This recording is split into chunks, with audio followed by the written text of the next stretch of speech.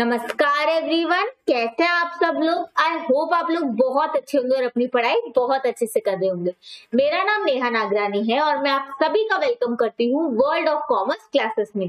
तो अभी तक किसी ने भी अगर चैनल सब्सक्राइब नहीं किया है तो please subscribe this channel and do share the video, ताकि आप जैसे हर बच्चे तक इन वीडियोस का बेनिफिट पहुंच सके। बिना कोई टाइम वेस्ट किए अपनी अकाउंट्स क्लास को स्टार्ट करते हैं। अकाउंट्स में हम लोग पार्टनरशिप पूरी तरीके से कंप्लीट कर लिया है, चाहे उसमें पार्टनरशिप बेसिक्स हो, एडमिशन हो, रिटायरमेंट डेथ हो या डिसोल्यूशन हो। अगर इन चैप्टर्स में किसी को कोई भी डाउट है तो आप मुझे व्हाट्सएप या कमेंट करके बिल्कुल पूछ सकते हैं। आज हम एक न्यू लेग स्टार्ट करेंगे, accounting for companies, right. Accounting for company start करेंगे, जिसके अंदर हमारे 4 चैप्टर्स हैं। कौन से 4 चैप्टर्स है? एक अकाउंटिंग फॉर कंपनी है, एक accounting for company shares and debenture, मतलब 2 पार्ट्स में डिवाइडेड है। फिर फाइनेंशियल स्टेटमेंट है और एनालिसिस ऑफ फाइनेंशियल स्टेटमेंट है। तो इन 4 चैप्टर के अंदर ये पूरा पार्ट डिवाइडेड है। बहुत अच्छे से आराम से करेंगे, सब कुछ समझ में आएगा, ठीक है। चलो, सबसे पहले आज की जो क्लास है ना, वो मैं आपको कुछ कंसेप्चुअल समझाना चाहती हूँ। हम कंपनी अकाउंटिंग तो सीख लेंगे कि कंपनीज की अकाउंटिंग कैसे होती है, पर सबसे पहले हमें आज जो समझना वो है कि कंपनी आई ही क्यों और कंपनी का ओवरऑल इकोनॉमी में क्या फायदा होता है। जब हमें ये समझ में आ जाएगा तो हमें आराम से कंपनीज का मतलब समझ में आ जाएगा और उसके अकॉर्डिंगली हमारे लिए अकाउंटिंग करना तो बहुत इजी हो ही जाएगा, ठीक है। ओके, चलो, हमने अभी तक कितने फॉर्म ऑफ ऑर्गेनाइजेशंस को स्टडी किया है?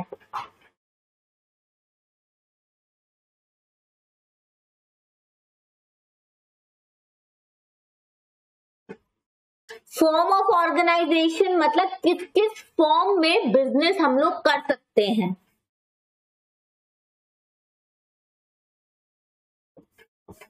राइट, हमने पढ़ा है sole proprietorship and partnership, right.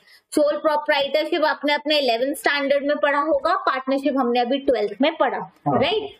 Soul, हाँ, एक अकेला बंदा भी बिजनेस कर सकता है और पार्टनरशिप फॉर्म करके भी वो बिजनेस कर सकता है, ठीक है। अब ये थर्ड फॉर्म ऑफ स्ट्रक्चर है बिजनेस को करने का, जिसे कहा जाता है कंपनीज, ठीक है।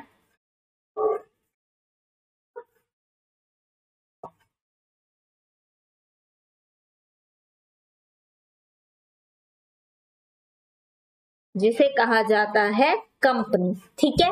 ये थर्ड फॉर्म है बिजनेस को करने का, एक स्ट्रक्चर जिसमें बिजनेस किया जाता है। आप अकेले बंदा कोई बिजनेस कर रहा है तो उसे सोल प्रोप्राइटरशिप बोला जाता है, एक साथ मिलके कर रहा है तो उसे पार्टनरशिप बोला जाता है, and this is the third form company. अब कंपनी क्या है, क्यों आई, कैसे, ऑल दिस हम लोग इस क्लास में समझने वाले हैं, ठीक है। चलो, सबसे पहले किसी भी इकोनॉमी में बिजनेस कितना इंपॉर्टेंट होता है उसे समझिए, ठीक है। नॉर्मली देखो, एक बिजनेस है, राइट। इस बिजनेस के अंदर एम्प्लॉयज होंगे, बिल्कुल होंगे, राइट। कोई भी बिजनेस है उसके अंदर एम्प्लॉयज है। मान लो 10 एम्प्लॉयज है, ठीक है। हर एम्प्लॉय की जो सैलरी है वो 1 लाख है पर मंथ, ठीक है। इस बिजनेस के अंदर 10 एम्प्लॉयज है, हर एम्प्लॉय की सैलरी है 1 लाख पर मंथ, ठीक है। और हर एम्प्लॉय की जो फैमिली है उसमें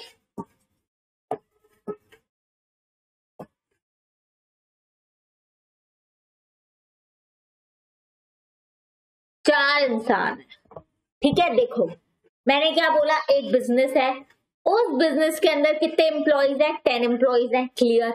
हर एम्प्लॉय में उसके फैमिली मेंबर्स कितने हैं? 4, मतलब उसकी पूरी फैमिली कितने लोगों की है? 4 लोगों की।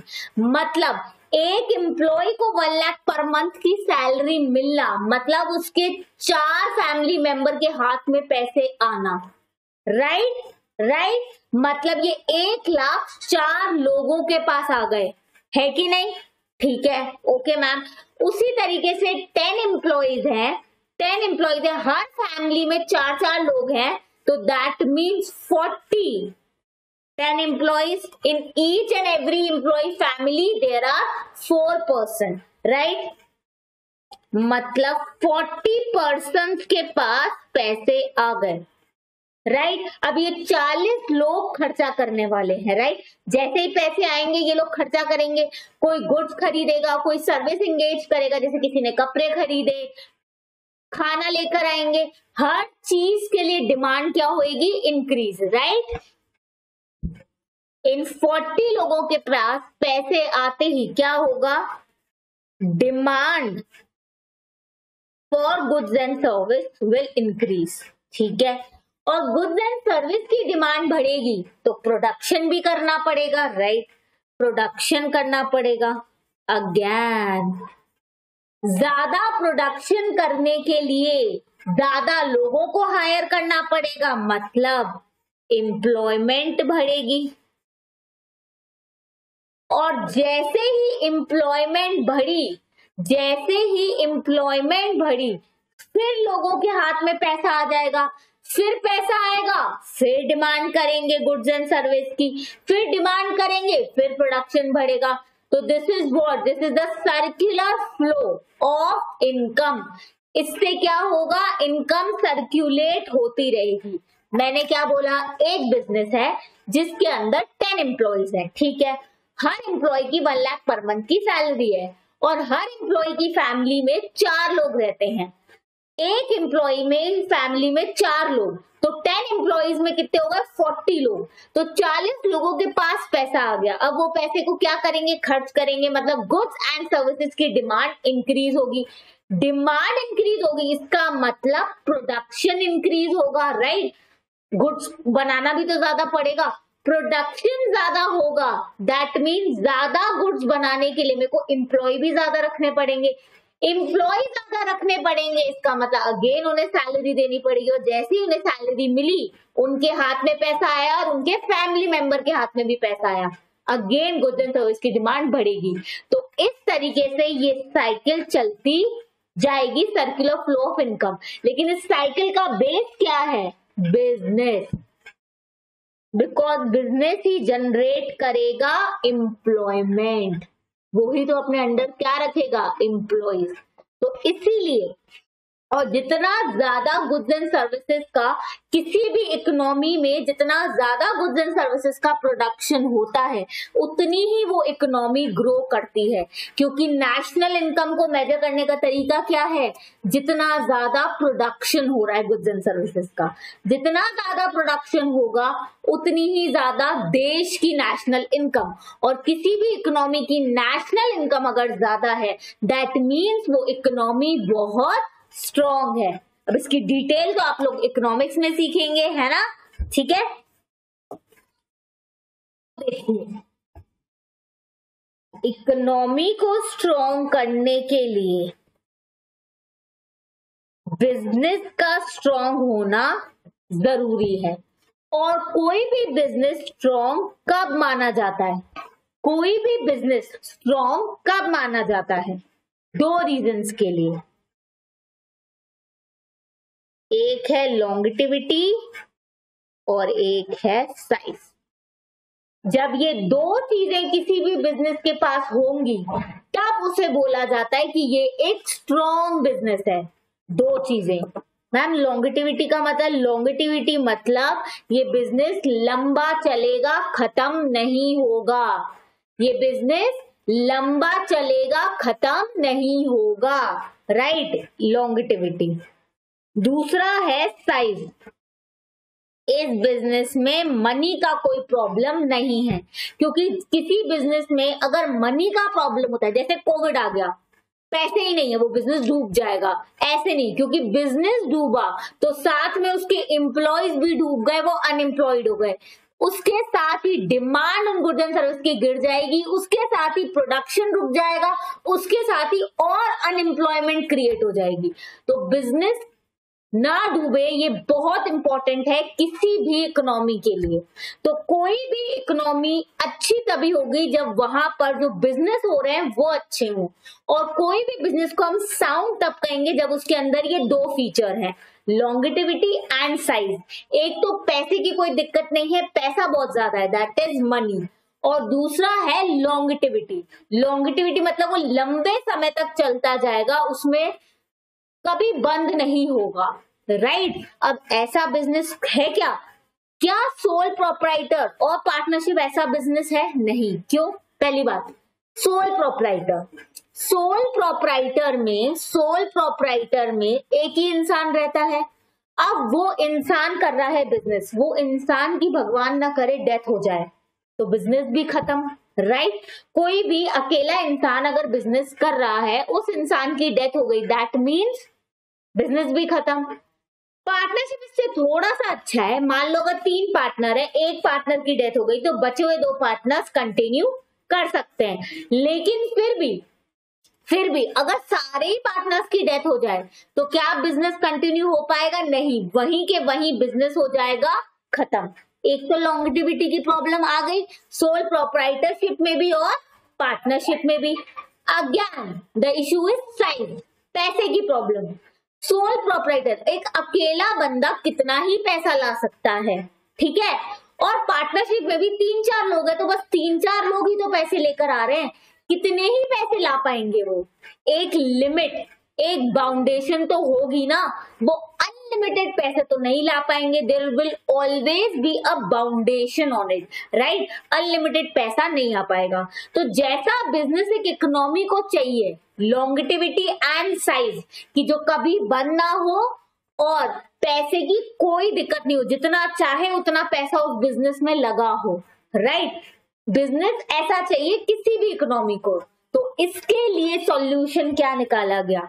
इकोनॉमी गई रोते हुए लॉ के पास, इकोनॉमी जा रही है लॉ लॉ लॉ लॉ हमें सॉल्यूशन बताओ। हमें स्ट्रॉन्ग होने के लिए, मतलब इकोनॉमी को स्ट्रॉन्ग होने के लिए ऐसे बिजनेस की जरूरत है जिसके अंदर पैसे की कोई दिक्कत ना हो, मतलब साइज की कोई दिक्कत ना हो, एंड लॉन्गेटिविटी भी हो, मतलब वो चलता जाए। तो लॉ ने बोला, बहुत सोचा, ठीक है, उसने हमें सॉल्यूशन दिया, क्या? Company form of organisation. Law ने हमें सॉल्यूशन निकाल के दिया कंपनी फॉर्म ऑफ ऑर्गेनाइजेशन का। लॉ ने बोला कंपनी एक ऐसा बिजनेस स्ट्रक्चर है जिसके अंदर ये दोनों फीचर हैं, लॉन्गेटिविटी भी और साइज भी। कैसे? अभी बताते हैं कैसे। सबसे पहले कंपनी में होता है परपेचुअल सक्सेशन। अभी हम फीचर्स तो पूरा अलग से करेंगे, अभी लॉन्गेटिविटी एंड साइज चीज को समझाने के लिए मैं आपको इधर ये चीजें दिखा रही हूं। परपेचुअल सक्सेशन, इसका मतलब क्या? कंपनी के अंदर जो मेंबर्स हैं, जो एम्प्लॉइज हैं, वो खत्म हो सकते हैं, लेकिन कंपनी कभी खत्म नहीं हो सकती। कंपनी की लाइफ होती है इनफाइनाइट। जैसे रिलायंस इंडस्ट्री, पहले धीरू भाई अंबानी जी चलाते थे, धीरू भाई अंबानी जी चले गए तो क्या रिलायंस इंडस्ट्री बंद हो गई? नहीं, वो चलती गई।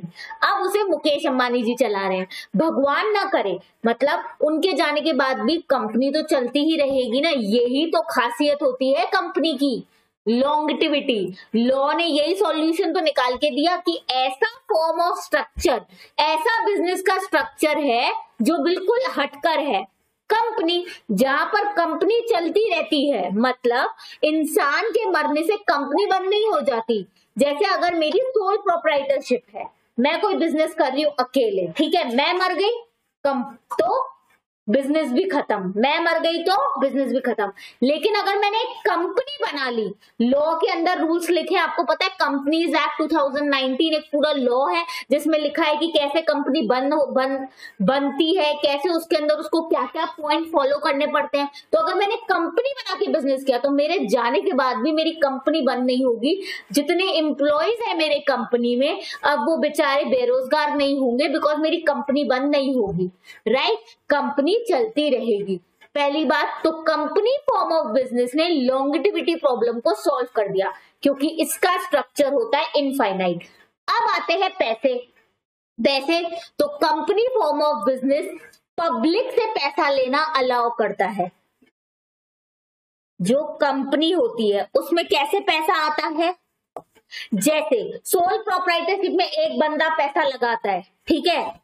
पार्टनरशिप में 2-3 लोग जितने भी पार्टनर है वो पैसा लगाते हैं। सोल प्रोप्राइटरशिप में जब ओनर पैसा लगाता है उसे बोला जाता है कैपिटल।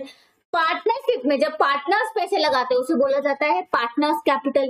कंपनी में आम लोग पैसा लगाते हैं, मतलब पब्लिक पैसा लगाती है। पब्लिक, पूरी की पूरी पब्लिक पैसा लगाती है कंपनी में। अब उसमें तो कोई लिमिट ही नहीं है, मतलब कितने भी लोग पैसा लगा सकते हैं। मतलब कंपनी में साइज का इश्यू नहीं आने वाला, मनी का इश्यू नहीं आने वाला, क्योंकि वहां तो कितने ज्यादा लोग पैसे लगाते हैं। पब्लिक कैसे पैसा लगाती है, शेयर्स के फॉर्म में। शेयर खरीदती है, पैसा देती है। इसीलिए जो लोग पैसा लगाते हैं कंपनी में उसे बोला जाता है शेयर कैपिटल। पब्लिक डिबेंचर के फॉर्म में भी पैसा लगाती है, लेकिन वो चीज हम डिबेंचर वाले चैप्टर में पढ़ेंगे, ठीक है। जब पब्लिक शेयर के फॉर्म में किसी कंपनी में पैसा लगाती है, क्या बोला जाता है उसे, शेयर कैपिटल। क्योंकि यही लोग तो ओनर्स हैं। पैसा कौन दे रहा है कंपनी को, ये पूरी पब्लिक पैसा दे रही है। तो जो पैसा देते हैं कंपनी को चलाने के लिए उन्हें बोला जाता है ओनर्स। ओनर्स जब किसी भी बिजनेस को पैसा देता है उसे कैपिटल बोला जाता है, लेकिन यहाँ पे शेयर के फॉर्म में पैसे दे रहे हैं इसीलिए शेयर कैपिटल बोला जाता है। पहली चीज। दूसरी चीज देखो बच्चा, कंपनी में क्या होता है ना, आप देखो सोल प्रोप्राइटर में एक ही बंदा है, अपने बिजनेस को चला लेगा। पार्टनरशिप में भी लिमिट में है, लोगों में है ना, 3-4 लोग, मैक्सिमम 100 लोग हो सकते हैं पार्टनरशिप में, चलो वो अपने बिजनेस को चला लेंगे। कंपनी में कितने भी ओनर्स हो सकते हैं, लोग कोई एक शेयर खरीदता है, कोई 5, कोई 10, कितने भी ओनर्स हो सकते हैं, मतलब 1000, 10,000, 1 करोड़, कितने भी ओनर्स हो सकते हैं। तो एक डिसीजन पे ये कभी पहुंच ही नहीं पाएंगे। मतलब अगर ये बिजनेस चला रहे हैं और हमने सारे ओनर्स को बुला दिया तो बिजनेस ही नहीं चल पाएगा, क्योंकि किसी का कोई ओपिनियन होगा, किसी का कोई ओपिनियन होगा, कोई फैसले पर, कोई डिसीजन पर ही नहीं पहुंच पाएंगे। इसीलिए कंपनी में एक और सॉल्यूशन निकाला गया कि ओनर्स अलग होंगे, जो बिजनेस को चलाएंगे, बिजनेस को जो मैनेज करेंगे वो अलग होंगे। अब जो बिजनेस को मैनेज करेंगे उन्हें बोला जाता है board of directors. Board of directors, इन्हें अपॉइंट कौन करता है, सिलेक्ट कौन करता है, ओनर्स ही करते हैं, ठीक है। ओनर्स जिन्होंने शेयर खरीदे हैं कंपनी के, राइट, जो ओनर्स हैं। अपॉइंट कौन करता है, बोर्ड ऑफ डायरेक्टर्स को, ये ओनर्स ही करते हैं। फिर ये जो बोर्ड ऑफ डायरेक्टर्स होते हैं, जैसे मैक्सिमम 15 हो सकते हैं, यही सारे डिसीजंस लेते हैं। वो पूरी डिटेल कंपनीज एक्ट में, जो अभी आपके लिए रिलेवेंट नहीं है, मैं बस आपको ये बता रही हूँ कि कंपनी में ओनर अलग होता है और बिजनेस को चलाने वाला इंसान अलग होता है। जो बिजनेस के डिसीजन है वो बोर्ड ऑफ डायरेक्टर्स लेते हैं, क्योंकि ओनर्स तो इतने सारे हैं, अगर उन पे छोड़ दिया गया डिसीजन तो किसी डिसीजन पे पहुंच ही नहीं पाएंगे, ठीक है। ओके, हाँ, पर कुछ इंपॉर्टेंट डिसीजंस होते हैं जो ओनर को ही लेने होते हैं। वो सारी डिटेल कंपनीज एक्ट में। डे टू डे डिसीजन तो ओनर्स पे नहीं छोड़ सकते ना। हर दिन बिजनेस का जो डिसीजन लेना है तो ओनर्स पे छोड़ दिया तो वो डिसीजन ही नहीं ले पाओगे। वो कब जवाब दे रहे हैं, कब कौन ओनर जवाब दे रहा है, बहुत कंफ्यूजन है। तो उसके लिए अपॉइंट किए जाते हैं बोर्ड ऑफ डायरेक्टर, जिन्हें सिलेक्ट कौन करता है, ओनर ही करते हैं, ठीक है। ओके, अब देखिए जो हमारी कंपनीज है, लॉ ने सॉल्यूशन निकाला है ना, ऐसा फॉर्म ऑफ बिजनेस जिसके अंदर लॉन्गेटिविटी भी है एंड साइज भी है, कभी बंद नहीं होगी, पैसे की कोई दिक्कत नहीं। कभी बंद क्यों नहीं होगी, क्योंकि ये लॉ के अंदर रजिस्टर्ड हो जाती है। अब इसे अगर बंद करना है तो इसे लॉ ही बंद कर सकता है, मतलब लॉ का एक पूरा प्रोसेस है, वो फॉलो करोगे तभी कंपनी बंद हो सकती है, वरना बंद नहीं हो सकती। इसलिए बोला जाता है company has infinite life, it has longevity, कभी बंद ही नहीं होती। लॉ ने इसे क्रिएट किया है, मतलब अगर आपको कंपनी बनानी भी है ना तो लॉ के अंदर आपको रजिस्टर करवाना पड़ता है। पूरा एक लॉ बना हुआ है कंपनीज एक्ट 2013, उसके अंदर अपनी कंपनी का नाम ठप्पा लगवाओ, रजिस्टर कराओ, तभी आपकी कंपनी एग्जिस्टेंस में आएगी। और अब इसे हटाना है, इस कंपनी को बंद करना है, तो लॉ ने एक पूरा प्रोसेस दिया हुआ है, उसे फॉलो करके ही आप कंपनी बंद कर पाओगे, वरना कंपनी बंद नहीं हो सकती। तभी तो कंपनी फॉर्म ऑफ बिजनेस ने, जो हम चाहते थे कि हमारा बिजनेस स्ट्रांग हो, लॉन्गिटिविटी हो उसमें, वो कंपनी ने हमें दे दी कि नहीं दे दी? ओके, तो कंपनी लॉ के पास रजिस्टर होती है, तो कंपनी होती है एक आर्टिफिशियल पर्सन। आर्टिफिशियल क्यों? क्या कंपनी देख सूंघ खा सकती है क्या? नहीं ना। कुछ फील कर सकती है क्या? नहीं ना। तो वो नेचुरल पर्सन तो नहीं है हमारी तरह, लेकिन आर्टिफिशियल पर्सन जरूर है। आर्टिफिशियल क्यों? क्योंकि लॉ के अंदर रजिस्टर्ड है, लॉ की नजर में उसका भी अस्तित्व है, उसकी भी आइडेंटिटी है। और अगर लॉ की नजर में किसी की आइडेंटिटी है तो वो भी एक पर्सन है, बट बिकॉज वो खा नहीं सकती, कुछ फील नहीं कर सकती, कुछ बोल नहीं सकती, इसलिए वो एक आर्टिफिशियल पर्सन है। नेचुरल हम जैसा तो नहीं बोल सकते उसे, वो एक आर्टिफिशियल पर्सन है। तो कंपनी अपने नाम पे प्रॉपर्टी खरीद सकती है, अपने नाम पे क्रेडिटर भी क्रिएट कर सकती है, मतलब अपने नाम पे पूरा बिजनेस कर सकती है, उसी के नाम पे वो लोन दे भी सकती है, लोन ले भी सकती है अपने नाम पे। तो इसीलिए क्या हो जाता है, जैसे किसी भी बिजनेस में असेट एंड लायबिलिटी के लिए रिस्पॉन्सिबल कौन होता है? ओनर। सारे असेट का ओनर कौन होता है? जिसने पैसे दिए हैं, ओनर। और लायबिलिटी का पेमेंट भी ओनर को ही करना है। लेकिन कंपनी में क्या होता है? ओनर तो वो होता है जिन्होंने शेयर्स के फॉर्म में पैसा दिया है कंपनी को चलाने के लिए, ठीक है, उन्हें ओनर बोलते हैं। लेकिन तभी ध्यान से देखिए, यहाँ पे उन्हें ओनर्स ना बोल के मेंबर्स बोला जाता है। मेंबर्स क्यों बोला जाता है? क्योंकि कंपनी में जो सारे असेट्स होते हैं उसका मालिक कंपनी खुद होती है। वो सारे असेट कंपनी के नाम पे होते हैं, जिन्होंने कंपनी के शेयर खरीदे उनके नाम पे नहीं। इसीलिए सारे असेट की ओनर कंपनी होती है। इसलिए जो एक्चुअली में पैसा देते हैं लोग, शेयर खरीदते हैं कंपनी का और पैसा देते हैं, उन्हें मेंबर्स बोला जाता है। क्या बोला जाता है? मेंबर्स।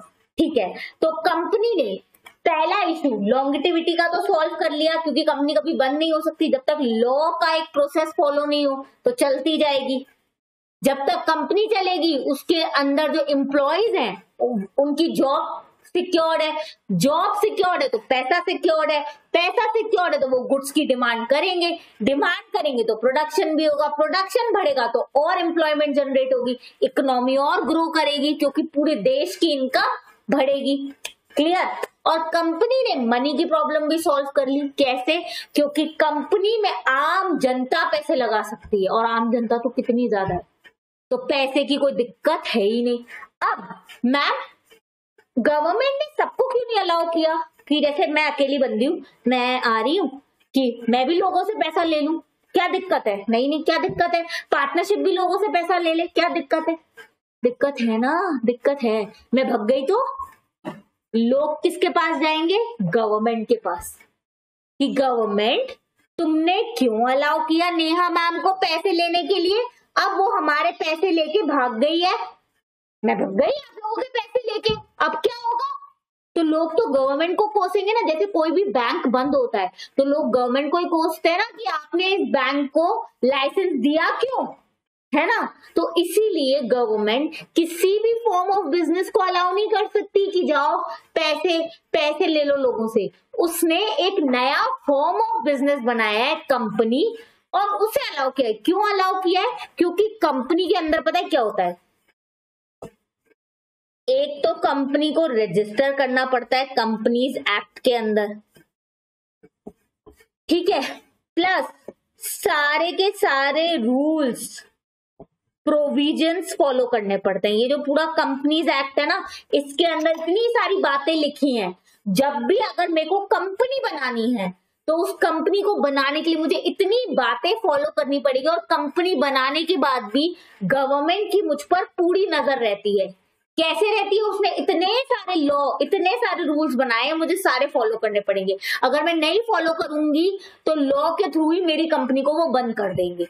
तो यहाँ पर बिकॉज गवर्नमेंट पूरी कंपनी को रेगुलेट करती है, कैसे? थ्रू कंपनीज एक्ट, इसीलिए यहाँ चिंता नहीं है, इसीलिए कंपनीज यहाँ पर आम जनता से पैसे ले सकती है, तो पैसे की भी दिक्कत नहीं।